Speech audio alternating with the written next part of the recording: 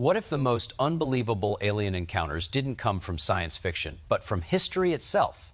Not blurry stories, not internet rumors, but records written by ancient observers, witnessed by crowds, tracked by radar, and reported by trained military pilots. For thousands of years, something has been appearing in our skies. Silently, briefly, and without explanation, governments hesitate. Religions reinterpret. Science debates. And the question we avoid asking is the most unsettling one of all. What if these encounters were never meant to prove anything, only to remind us that we are not the center of the story? Stay with me, because once you see the pattern, you can't unsee it. We'll explain everything in this video step by step. Don't skip it. Look up at the night sky for long enough, and a strange feeling settles in. Not fear, not certainty, but a quiet humility. The same stars that watched over the first farmers, the first sailors, the first storytellers still burn above us, unchanged by our questions. And for as long as humans have looked upward, we have wondered whether we are alone or whether someone, something has been looking back. History is not only a record of what we know. It is also a record of what we felt we encountered, what we struggled to explain, and what unsettled our understanding of our place in the universe. Across centuries, across civilizations, there are moments documented, debated, and deeply human that refuse to disappear. Encounters that sit at the uneasy boundary between belief and evidence, faith and fear, wonder and doubt. In ancient Mesopotamia, scribes pressed symbols into clay tablets describing objects that moved through the sky with purpose. These were not myths. In the way we think of fairy tales today, they were official records, inventories of the world as it appeared to those tasked with observing it. The skies to them were not empty. They were active, alive with signs that carried meaning, warnings, or divine intent. When fire crossed the heavens, it was not dismissed. It was recorded. Thousands of years later, the prophet Ezekiel would describe a vision so precise and mechanical that it still unsettles modern readers. Wheels within wheels, shining metal, creatures that moved without turning. For centuries, theologians read these words symbolically, but in the age of machines and flight, others noticed something troubling. Ezekiel was not describing a dreamlike blur. He was struggling, in ancient language, to describe something structured, something technological, something beyond his frame of reference. Whether divine, psychological, or misunderstood, the account endures because it feels like a man reaching for words that do not yet exist. Move forward to medieval Europe, and the sky again refuses to stay quiet. In 1561, the citizens of Nuremberg witnessed what they described as a battle in the heavens. Spheres, crosses, cylinders moving with intention, colliding, falling from the sky. The event was printed and distributed as a news broadside, complete with illustrations. This was not a private vision. It was a shared experience observed by many, preserved in ink. Historians today suggest atmospheric phenomena, sundogs, optical illusions, reasonable explanations perhaps. And yet the witnesses did not describe confusion. They described activity. History teaches us that humans interpret the unknown using the language available to them. Gods become angels, angels become machines, machines become visitors. In the 20th century, the language changes again. Now we have radar, aircraft, and radio. And suddenly, encounters are not confined to prophets or peasants. They involve trained pilots, military officers, engineers, people whose lives depend on accurate observation. In 1947, a civilian pilot named Kenneth Arnold reported seeing 9 objects flying near Mount Rainier at speeds that defied known aircraft. He described their movement as skipping across the sky like saucers on water. The phrase escaped him and entered history. The modern UFO era was born not from fantasy, but from a man who made his living in the sky, reporting what he could not explain. Weeks later came Roswell, an event that might have faded into obscurity if not for its contradictions. A military press release announcing the recovery of a flying disc, a swift retraction, a weather balloon explanation that changed shape over time. Decades of silence followed by decades of debate. The truth, whatever it is, became buried not only in classified files, but in distrust. And distrust, once planted, grows roots. Throughout the Cold War, strange objects appeared on radar screens and in cockpit windows. In 1980, at Rendlesham Forest in England, U.S. Air Force personnel reported lights moving through the trees, objects leaving physical impressions in the ground, radiation readings taken and recorded. These were not civilians chasing stories. These were soldiers filing reports, official documents signed and stored acknowledging that something occurred even if its nature remained undefined. And that word, undefined, matters. In recent years, governments have begun to speak more carefully, more openly. Unidentified aerial phenomena, not aliens, not visitors, simply objects that demonstrate acceleration, maneuverability, and behavior beyond known technology. Videos released by the U.S. Navy show pilots reacting not with excitement, but with confusion, with professional disbelief. The voices you hear are not chasing wonder. They are confronting it. History rarely gives us clean answers. It gives us patterns across cultures, across eras. The encounters share common threads. Lights that move intelligently, objects that defy expectation, witnesses who insist not on belief, but on experience, and institutions that hesitate, delay, or deny, not always because they know the truth, but because uncertainty is dangerous to governments, to religions, to worldviews built on human centrality. But the most important part of this story is not what might be visiting us. It is how we respond to the possibility. Every generation redraws the boundaries of the possible. Once the idea of flying was heresy against nature. Once the idea that Earth was not the center of the universe was treated as an attack on God himself. History humbles us by reminding us how often we were certain and wrong. The question of alien encounters is not ultimately about aliens. It is about humility, about whether we can accept that the universe is vast beyond comfort, ancient beyond comprehension, and indifferent to our assumptions. It asks whether intelligence must look like us, think like us, arrive as we expect. It also asks whether we are honest with ourselves, about fear, about wonder, about the limits of our knowledge. There is a reason these stories endure, not because they prove anything beyond doubt, but because they touch something ancient inside us. The same instinct that made our ants. Stores sit by fires and tell stories about the stars. The same instinct that pushed sailors beyond the horizon, scientists beyond dogma, and thinkers beyond certainty. If one day we discover that we are not alone, history will record not just the moment of contact, but the long trail of questions that led us there. And if we discover that these encounters were misinterpretations, illusions, or errors, history will still record something profound that humanity never stopped asking. In the end, the sky has always been a mirror. It reflects not only light, but longing, fear, curiosity, hope, and perhaps the most unbelievable truth of all is not that we might have been visited, but that in a universe so vast, we ever believed we could fully understand, without first learning to doubt, to listen, and to wonder, because history does not belong only to what we know. It belongs to what we dare to question when the stars refuse to stay silent. Long before telescopes mapped the heavens or satellites traced their quiet paths across the night, human beings were already watching the sky with disciplined attention. Not casual glances, but devoted observation. The earliest civilizations understood something essential: the sky mattered. It governed seasons, survival, and meaning. And within that vast canopy of stars and moving lights, they recorded things they could not explain, carefully, deliberately, without apology. In ancient Sumer, where writing itself was born, priests were not merely spiritual leaders. They were astronomers, archivists of the heavens. On clay tablets hardened by time, they documented celestial movements with astonishing precision. Among those records are references to objects that did not behave like stars, planets, or comets, descriptions of lights that moved independently, that appeared suddenly, that altered direction. These were not myths written for entertainment. These were administrative records meant to preserve knowledge for future generations. When something unusual crossed the sky, it was noted not as fantasy, but as data. To dismiss these accounts as primitive imagination is to misunderstand the people who made them.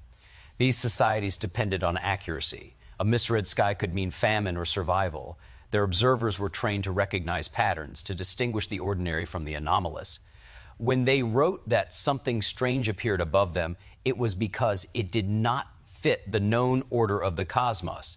In ancient Egypt, the sky was both sacred and practical. Pharaohs aligned monuments with celestial events, building structures that still defy modern engineering assumptions.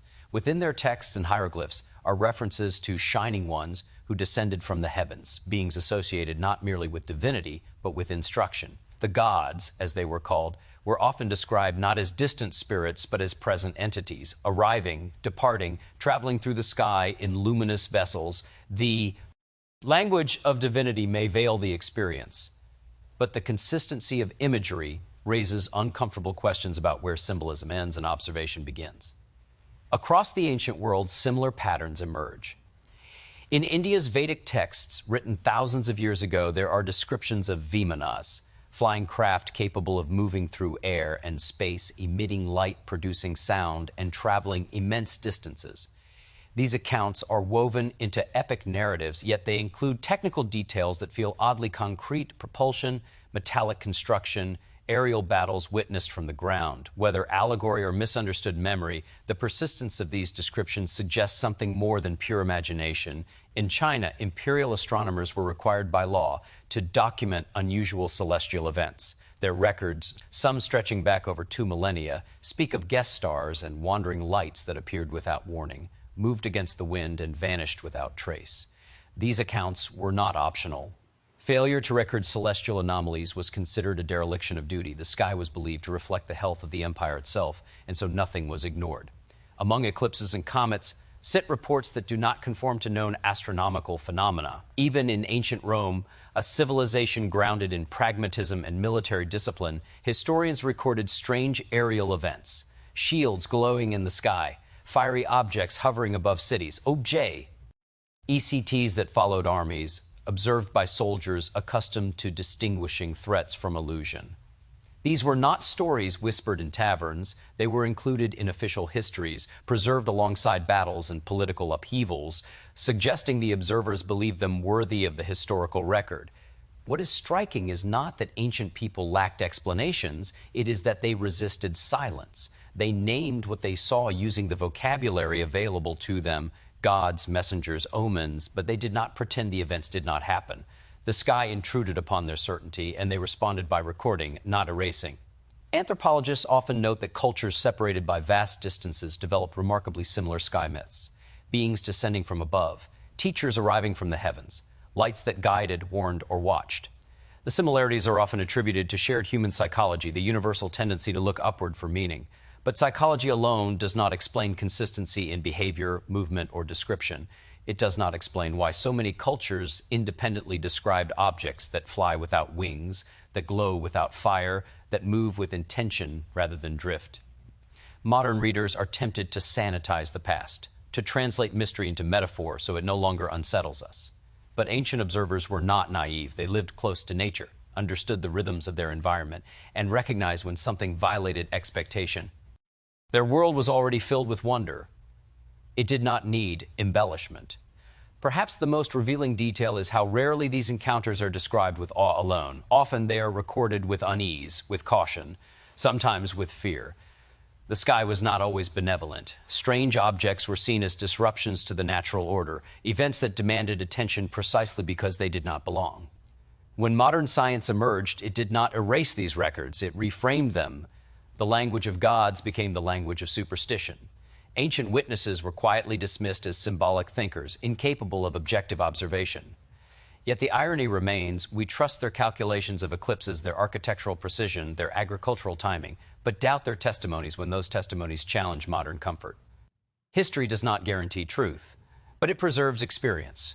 And experience repeated across centuries, across continents, across cultures that never spoke to one another demands humility from those who inherit the record. The ancient sky was not empty. It was observed, measured, feared, and remembered.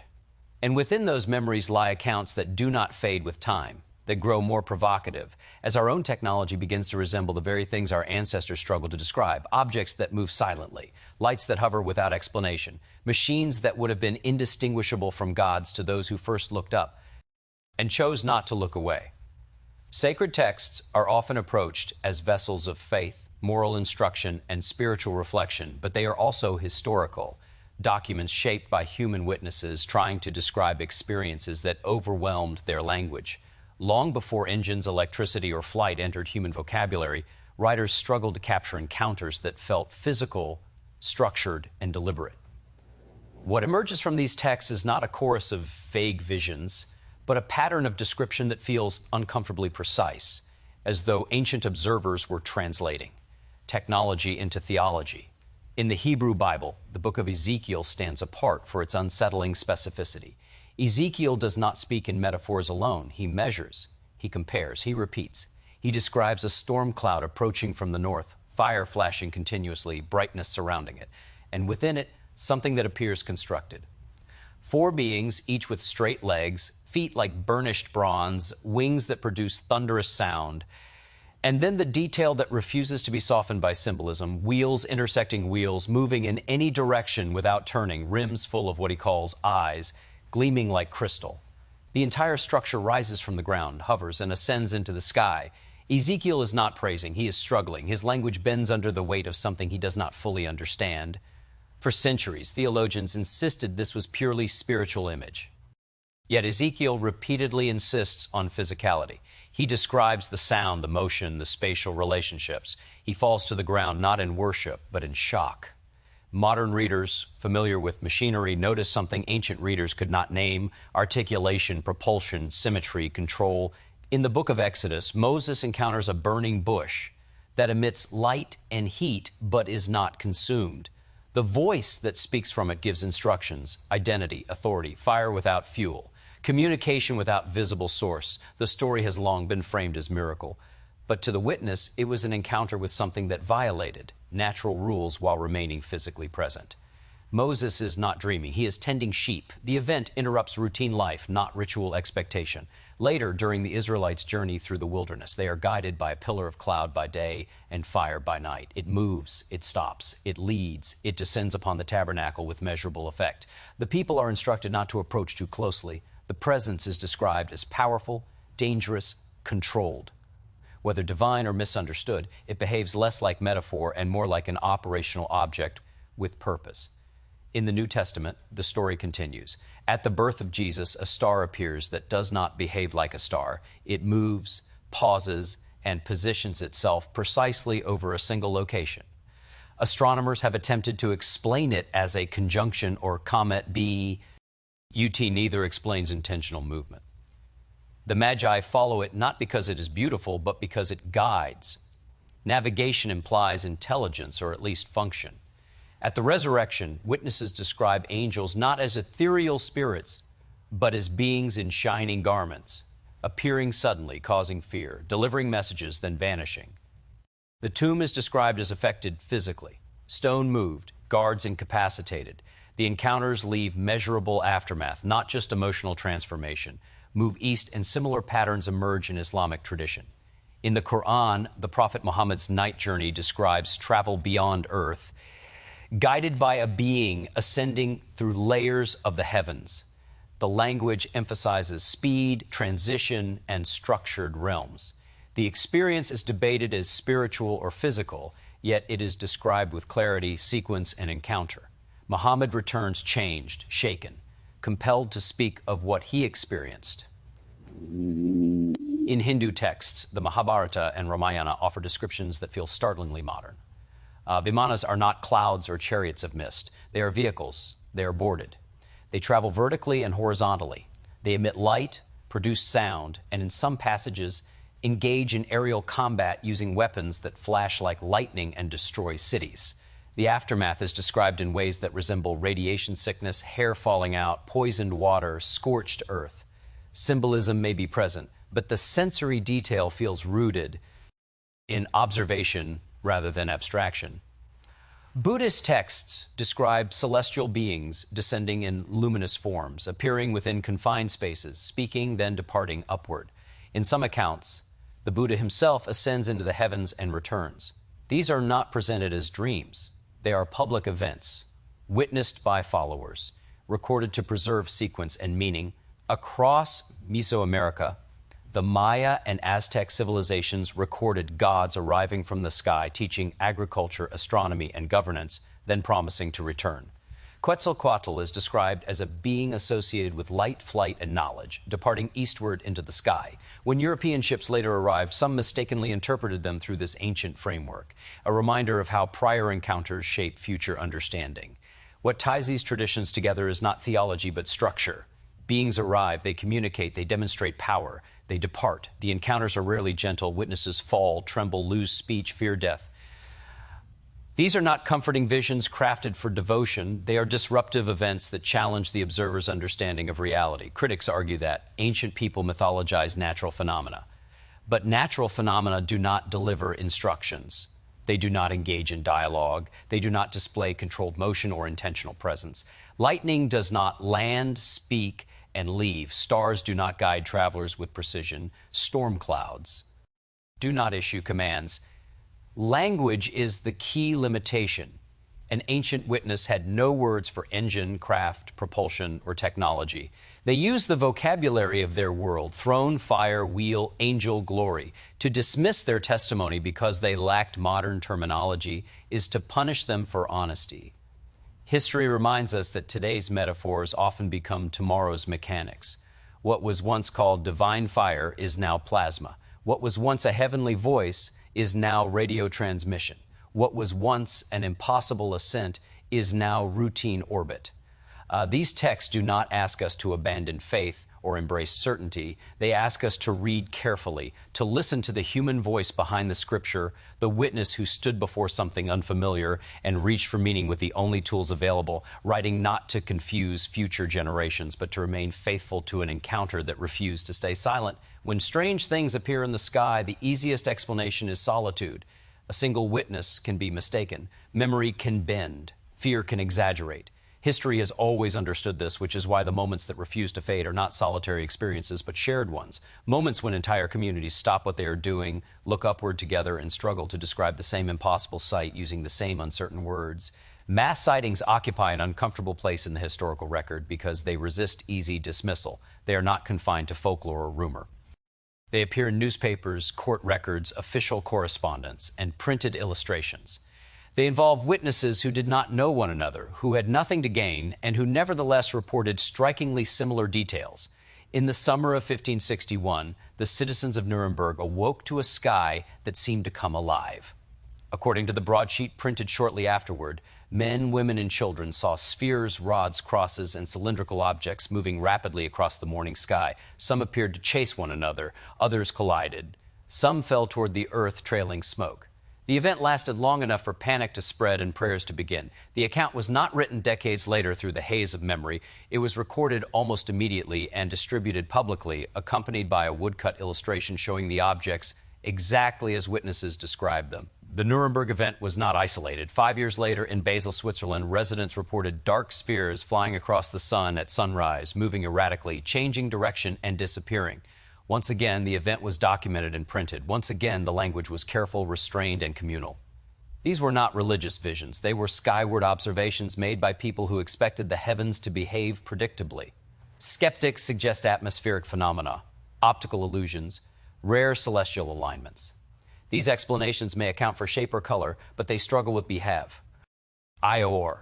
The witnesses did not describe drifting. They described motion with apparent intention, objects that engaged one another, objects that responded to unseen forces, move forward to the modern era, and the pattern does not fade.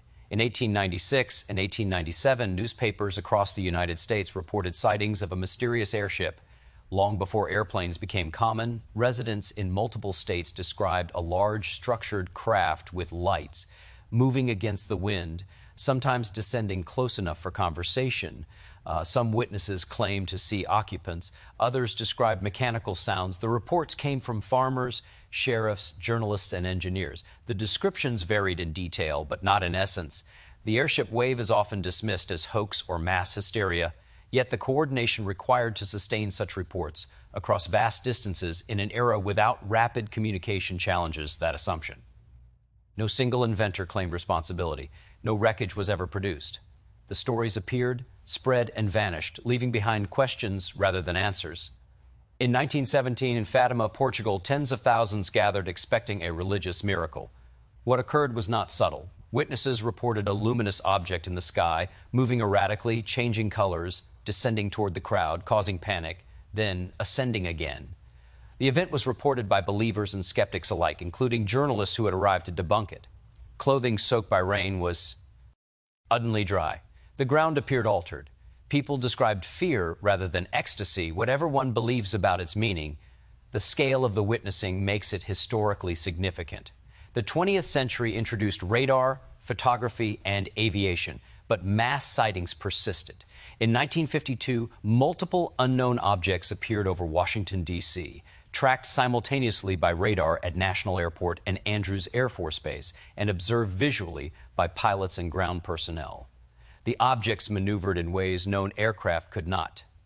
Interceptors were scrambled. The sightings occurred over the nation's capital in restricted airspace under the eyes of trained observers. Officials later attributed the events to temperature inversions, yet radar operators challenged that explanation, noting the clarity and consistency of the returns. In 1966 in Michigan, hundreds reported strange lights hovering and moving over swamps and towns.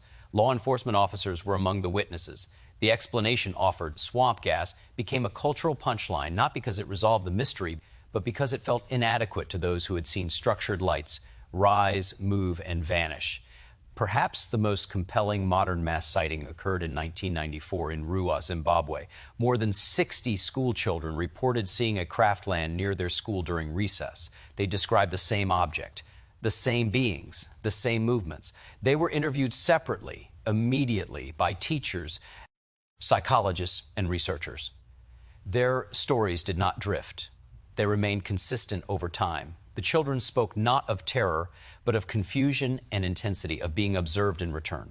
There was no adult narrative imposed upon them, no cultural expectation of such an encounter. What unites these events is not their explanation, but their effect. People do not forget shared experiences easily. Communities argue about them. Governments respond. Institutions attempt to control the narrative. And over time, the event becomes a quiet scar in collective memory, resurfacing whenever the sky behaves strangely again. Mass sightings challenge the comforting idea that all anomalies are internal, psychological, or solitary. They force us to confront the possibility that something external intruded into shared reality, if only briefly. They also reveal something deeply human. When faced with the unknown, people do not immediately reach for fantasy. They describe what they see as best they can. They compare notes. They seek authority. They want reassurance that the world still makes sense. History shows us that when large groups witness something inexplicable, the response is rarely unity. Some believe, some deny, some reinterpret, some forget. But the record remains stubborn and incomplete, waiting for future generations to decide whether the sky has always been as empty as we insist, or whether, at certain moments, it has been crowded in ways we are still learning how to understand. In the modern age, mystery no longer belongs only to the distant past or to the margins of belief. It enters cockpits, command centers, and radar rooms carried not by prophets or poets, but by professionals trained to observe, measure, and report. When those individuals speak carefully, reluctantly, and with documented evidence, history is forced to listen differently. Military encounters with unidentified objects are unsettling precisely because they occur within systems built to eliminate uncertainty. Pilots are taught to identify aircraft instantly. Radar operators are trained to distinguish clutter from threat. Engineers design sensors to filter illusion from reality. When something passes through all those filters and remains unidentified, the failure is not of imagination, but of explanation. During World War II, Allied and Axis pilots began reporting strange luminous objects that followed their aircraft during night missions. They called them Foo Fighters, a term that masked unease with humor. These objects maneuvered effortlessly, pacing planes, darting away at impossible speeds, emitting light without exhaust. They did not attack. They did not communicate. They simply appeared, observed, and vanished. Both sides assumed the other had developed a secret weapon. Yet post-war investigations revealed no such technology. The reports were filed, archived, and largely forgotten, not because they were solved, but because they were inconvenient. As aviation advanced, so did the encounters. In 1954, a French Air Force report cataloged dozens of sightings by pilots and ground personnel, describing objects capable of sudden acceleration and silent hovering, The French government would later produce one of the most comprehensive official studies of unidentified aerial phenomena, concluding that a small percentage of cases demonstrated characteristics inconsistent with known technology or natural explanation. In 1976, Iranian Air Force pilots were scrambled to intercept a bright object over Tehran. As one pilot approached, his instrumentation failed. When he pulled away, systems returned to normal. A second pilot experienced the same. The object released a smaller, luminous body that maneuvered independently. The incident was documented in U.S. Defense Intelligence Agency reports, not sensational journalism. The language is restrained, technical, and notably free of speculation. The Cold War intensified the stakes. Unidentified objects entering restricted airspace were not curiosities, they were potential threats. In 1986, radar operators in Brazil tracked dozens of unknown objects over Sao Paulo and Rio de Janeiro. Fighter jets were dispatched. Pilots reported being chased, outmaneuvered, and observed by lights that changed color and formation. The Brazilian Air Force held a public press conference acknowledging the events. The officers involved did not claim extraterrestrial origin. They stated simply that they did not know what the objects were. Perhaps the most consequential encounters occurred beneath the ocean and near nuclear facilities. In multiple countries, including the United States and the Soviet Union, personnel reported unidentified objects appearing near missile silos, sometimes coinciding with unexplained shutdowns or activations of nuclear weapon systems. These events were recorded in internal documents and testified to decades later by officers responsible for weapons security. The implications were chilling. Whatever the objects were, they demonstrated awareness of humanity's most destructive capabilities. In 2004, off the coast of California, U.S. Navy pilots encountered what would later be known as the Tic Tac object.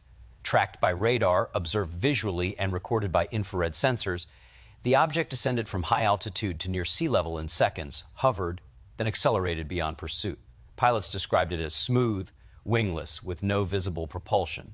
Its behavior violated known aerodynamic limits. The encounter was not released to the public until years later, when video footage and official acknowledgement forced a reevaluation of what could no longer be quietly dismissed. What distinguishes these modern encounters is not their spectacle, but their restraint. The witnesses do not declare visitors from the stars. They describe performance, speed, maneuverability, energy, absence of control surfaces. They speak in the language of physics, not fantasy. Their astonishment comes not from wonder, but from professional disbelief. Governments, long accustomed to secrecy, have struggled to address these reports. Denial erodes trust. Admission invites fear. In recent years, a new vocabulary has emerged: unidentified aerial phenomena. The shift in language signals something important. It acknowledges observation without asserting conclusion. It admits uncertainty as a matter of record. Congressional hearings, declassified reports, and statements from defense officials have confirmed what pilots and radar operators have said for decades. There are objects encountered by military systems that remain unexplained. Not classified projects, not foreign adversaries, not sensor glitches, simply unknown. This does not mean alien. It means incomplete understanding. And in the history of science, incomplete understanding has often preceded revolution. The deeper discomfort lies in what these encounters suggest about control. Modern civilization prides itself on mastery of the sky. Airspace is regulated, satellites are tracked, missiles are monitored, and yet something occasionally enters, moves freely, and leaves without engagement. Not hostile, not cooperative, just indifferent. For those tasked with defense, indifference is more unsettling than aggression. An enemy can be studied, predicted, deterred. An unknown that does not acknowledge human presence undermines assumptions about dominance and preparedness. The pilots who speak publicly often do so years later, after retirement, when career consequences no longer matter. Their voices carry the weight of hesitation. They are not seeking belief, they are seeking honesty. An acknowledgement that what they encountered was real, even if its nature remains unresolved. History has taught us that transformative truths rarely arrive fully formed. They appear first as anomalies, as reports that do not fit existing models.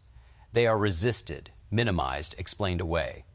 Only later are they recognized as the first cracks in an old understanding, Military encounters with unidentified objects force humanity to confront a humbling possibility that even at the height of technological sophistication, the sky may still hold surprises that operate beyond our current comprehension, moving through our most secure spaces without permission, without explanation, and without regard for our certainty. At the heart of every story about alien encounters lies a quieter, more enduring subject, humanity itself. These stories endure not because they offer proof, but because they expose something fragile in the human condition. The tension between what we know and what we sense may exist beyond us.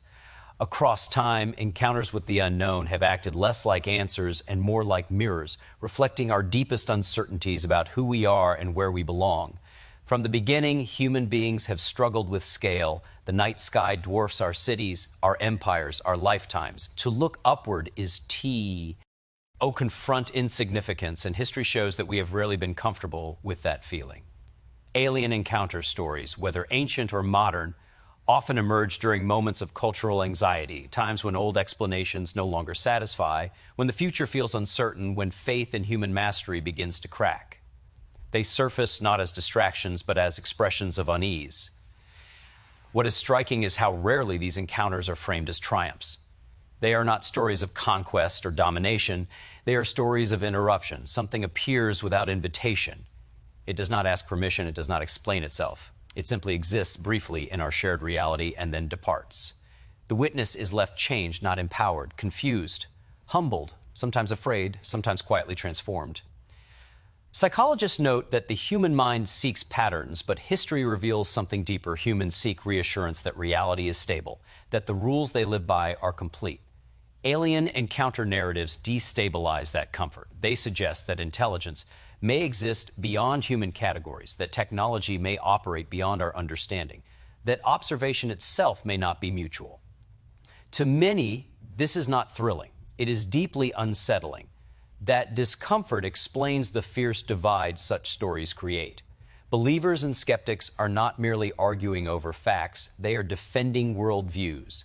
To accept the possibility of non-human intelligence interacting with humanity is to accept limits on human centrality.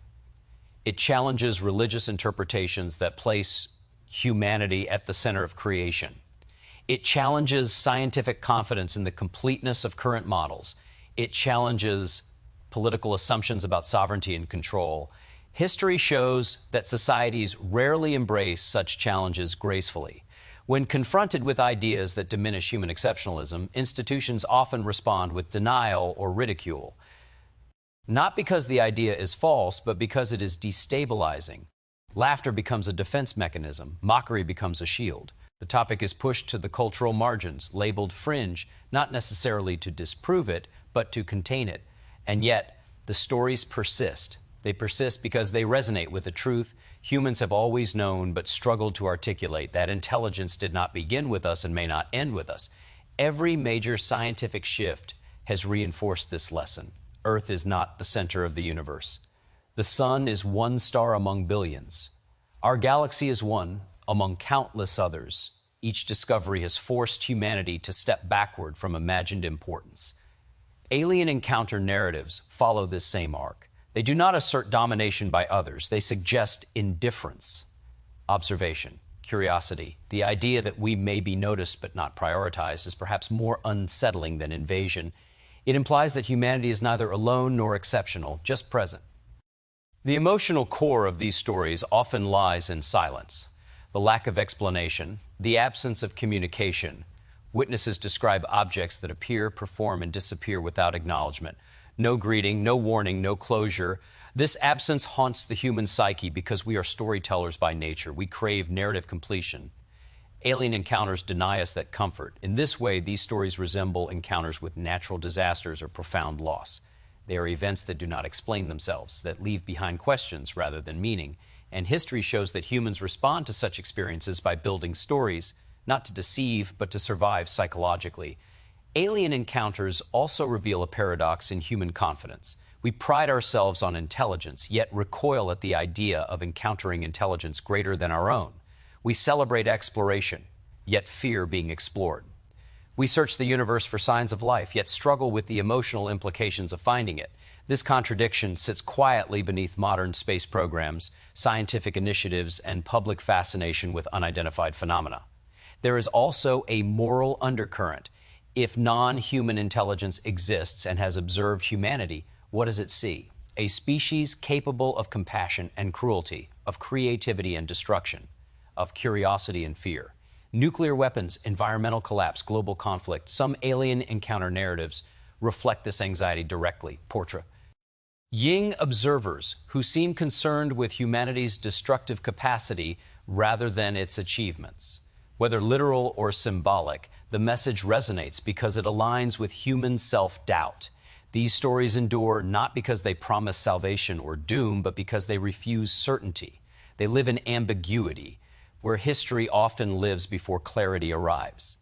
They remind us that not knowing is not a failure, but a condition of being human. Throughout history, the most transformative ideas began as uncomfortable questions.